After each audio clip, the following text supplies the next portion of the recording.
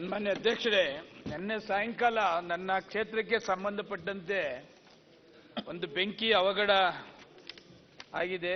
ಒಟ್ಟು 8 ಜನ ಇದ್ದಂತ ಆ ಕಾರ್ಖಾನೆಯಲ್ಲಿ 3 ಜನ ಕಂಪ್ಲೀಟ್ ಬರ್ನ್ ಆಗಿದ್ದಾರೆ ಸನ್ಮಾನ್ಯ ಅಧ್ಯಕ್ಷರೇ. ಇನ್ನು 5 ಜನನು ಅಲ್ಲಿ RR ಹಾಸ್ಪಿಟಲ್ಗೆ ಅವ್ರನ್ನ ಸೇರಿಸಿ ಚಿಕಿತ್ಸೆಯನ್ನ ಕೊಡ್ತಾ ಇದ್ದೀವಿ ಸನ್ಮಾನ್ಯ ಅಧ್ಯಕ್ಷರೇ.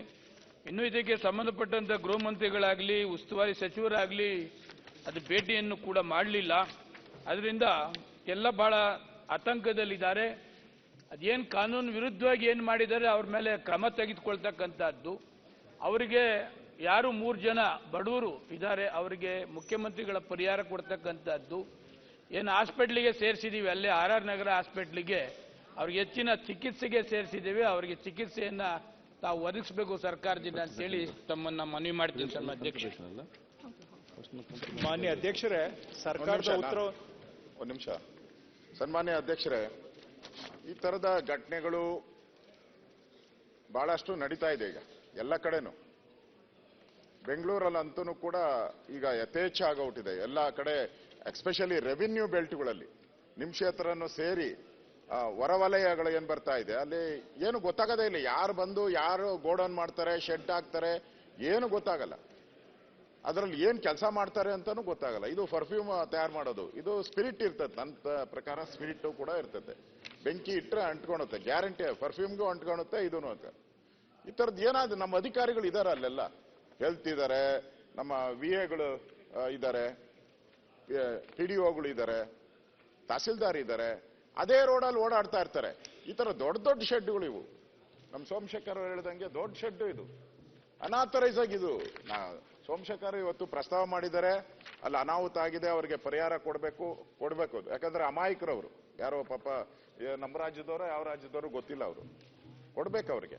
ಆದ್ರೆ ಇದನ್ನ ತಡೆಗಟ್ಟೋ ಅಂತದಕ್ಕೂ ಮಾಡ್ಬೇಕು. ಏನೋ ಪರಿಹಾರ ಕೊಟ್ಟು ಸುಮ್ಮನೆ ಆಗೋದಲ್ಲ. ನನ್ಗನ್ಸ್ತದೆ ಏನಾದ್ರೂ ಮಾಡಿ ಒಂದು ಸಮೀಕ್ಷೆ ಮಾಡಿಸಿ, ಈ ತರದ್ದು ಒಂದು ಸಮೀಕ್ಷೆ ಮಾಡಿ ಅಟ್ಲೀಸ್ಟ್ ಸರ್ಕಾರಕ್ಕೂ ದುಡ್ಡು ಬರ್ತದೆ ಇವರೆಲ್ಲ.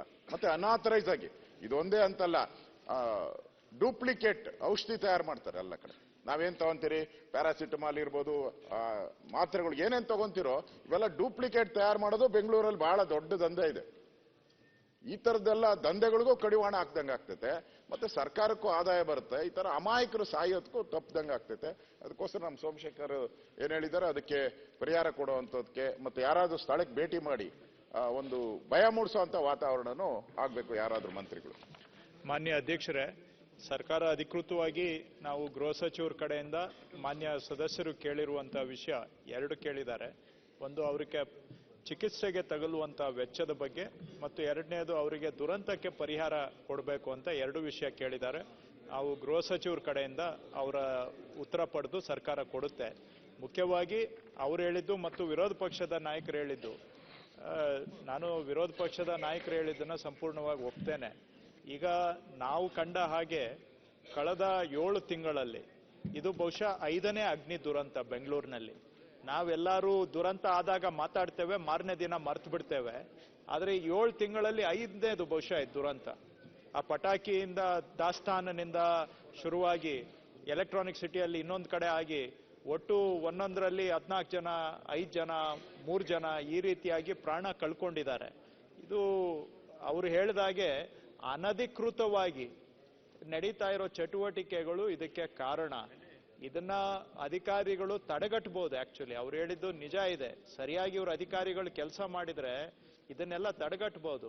ಕಳೆದ ಬಾರಿ ಆ ಪಟಾಕಿ ದಾಸ್ತಾನು ದುರಂತ ಆದಾಗ ಮುಖ್ಯಮಂತ್ರಿಗಳು ಇಷ್ಟು ಸಿಟ್ಟಾಗಿದ್ರು ಅವತ್ತು ಅಂತ ಹೇಳಿದ್ರೆ, ಕೆಂಡಾಮಂಡಲ ಅಂತ ಹೇಳಿದ್ರು ಅತಿಶಯೋಕ್ತಿ ಅಲ್ಲ, ಅಷ್ಟು ಸಿಟ್ಟಾಗಿದ್ರು. ಆವತ್ತಿನ ದಿನಾನೇ ತಹಶೀಲ್ದಾರರು ಬೇರೆ ಅಧಿಕಾರಿಗಳನ್ನು ಕೂಡ ನಾವು ಅಮಾನತ್ ಮಾಡಿದ್ವಿ. ಯಾಕೆಂದ್ರೆ ಇಷ್ಟು ಪ್ರಾಣ ಕಳ್ಕೊಂಡು ಯಾರೂ ಜವಾಬ್ದಾರಿ ಇಲ್ವಾ ಇದಕ್ಕೆ ಅಂತ, ಅಮಾನವೀಯ ಇದು ಅಂತೇಳಿ ಮುಖ್ಯಮಂತ್ರಿಗಳು ಅಷ್ಟು ಈ ವಿಷಯದಲ್ಲಿ ಆಗಿದ್ರು. ಆದರೂ ಕೂಡ ತಾವು ಹೇಳ್ದಾಗೆ ಈ ತರ ಆಗ್ತಾ ಇರೋ ತಪ್ಪು ಚಟುವಟಿಕೆಗಳನ್ನ ತಪ್ಪಿಸೋದಕ್ಕೆ ನಾವು ಅಧಿಕಾರಿಗಳನ್ನ ಜಾಗೃತ ಮಾಡ್ಲಿಕ್ಕೆ ಆಗ್ತಾ ಇಲ್ಲ. ನಿಜ ಒಪ್ಕೊಳ್ಬೇಕಾಗತ್ತೆ. ಅದು ನಿಮ್ಮದು ಸರ್ಕಾರ, ನಮ್ಮ ಸರ್ಕಾರ ಅಂತಲ್ಲ. ನಿಜವಾಗೂ ಇದೆಲ್ಲ ವೈಲೇಷನ್ ಮಾಡ್ತಾ ಇರೋ ಕಡೆನೆ ಆಕ್ಸಿಡೆಂಟ್ಸ್ ಆಗ್ತಾ ಇರುವಂತಹದ್ದು. ಸೊ ಇದು ಸ್ವಲ್ಪ ನಮ್ಮ ಇಲಾಖೆಗೂ ಬರುತ್ತೆ. ಯಾಕಂದ್ರೆ ಡಿಸಾಸ್ಟರ್ ಮ್ಯಾನೇಜ್ಮೆಂಟು ನಮ್ಮ ಕಂದಾಯ ಇಲಾಖೆ ಬರೋದ್ರಿಂದ ನಾನು ಅವ್ರಿಗೆ ಫೈರ್ ಡಿಪಾರ್ಟ್ಮೆಂಟ್ ಅವ್ರಿಗೆ ಹೇಳಿದ್ದೇನೆ, ಇವತ್ತು ಕರ್ನಾಟಕದಲ್ಲಿ ನೀವು ನೋಡಿದ್ರೆ ಕಳೆದ 1 ವರ್ಷದಲ್ಲಿ ಆಗಿರೋ ಎಲ್ಲಾ ಫೈರ್ ಆಕ್ಸಿಡೆಂಟ್ಸು ಬ್ಯಾಂಗ್ಳೂರಲ್ಲೇ ಆಗಿದ್ದಾವೆ. ಸೊ ಬ್ಯಾಂಗ್ಳೂರಲ್ಲಿ ಹೆಚ್ಚುವರಿಯಾಗಿ ಫೈರ್ ಸ್ಟೇಷನ್ಸ್ ಅನ್ನ ಓಪನ್ ಮಾಡೋದಕ್ಕೆ ನಾವು ಡಿಸಾಸ್ಟರ್ ಮ್ಯಾನೇಜ್ಮೆಂಟ್ ಇಂದಾನು ಹಣ ಕೊಡ್ತೇವೆ. ಎಲ್ಲಿ ನಮ್ದು ಫೈರ್ ಸ್ಟೇಷನ್ಸ್ ಇಲ್ಲ, ಯಾಕೆಂದ್ರೆ ಫೈರ್ ಆದಾಗ ಹತ್ತರ ತಕ್ಷಣ ನಾವು ತಲುಪೋ ಹಾಗೆ ಇರಬೇಕು. ಸೊ ಫೈರ್ ಸ್ಟೇಷನ್ ಸೆಟಪ್ ಮಾಡ್ಲಿಕ್ಕೂ ಹಣ ಕೊಡ್ತೇವೆ ಅಂತಾನು ನಾವು ಅವ್ರಿಗೆ ಹೇಳಿದ್ದೇವೆ. ಆದಷ್ಟು ಪ್ರಯಾರಿಟಿಯನ್ನ ಬ್ಯಾಂಗ್ಳೂರ್ಗೆ ಕೊಡಿ ಅಂತ ಅವ್ರಿಗೆ ಹೇಳ್ತಾ ಇದ್ದೇವೆ. ಅವರ ಇಲಾಖೆಯಲ್ಲಿ ಅವ್ರು ಇಡೀ ಕರ್ನಾಟಕದಲ್ಲಿ ಮಾಡಬೇಕು ಅಂತಾರೆ. ನಾವು ಹೇಳಿದ್ದೇವೆ, ನಿಮ್ ಫಂಡ್ ಓನ್ ಫಂಡ್ ಅಲ್ಲಿ ನೀವೆಲ್ಲಾದ್ರೂ ಮಾಡಿ, ಆದ್ರೆ ಡಿಸಾಸ್ಟರ್ ಆಗ್ತಾ ಇರೋದು ಬೆಂಗಳೂರಿನಲ್ಲಿ, ಇಲ್ಲಿಗೆ ಪ್ರಯಾರಿಟಿ ಕೊಡಿ ಅಂತ ಹೇಳಿದ್ದೇವೆ.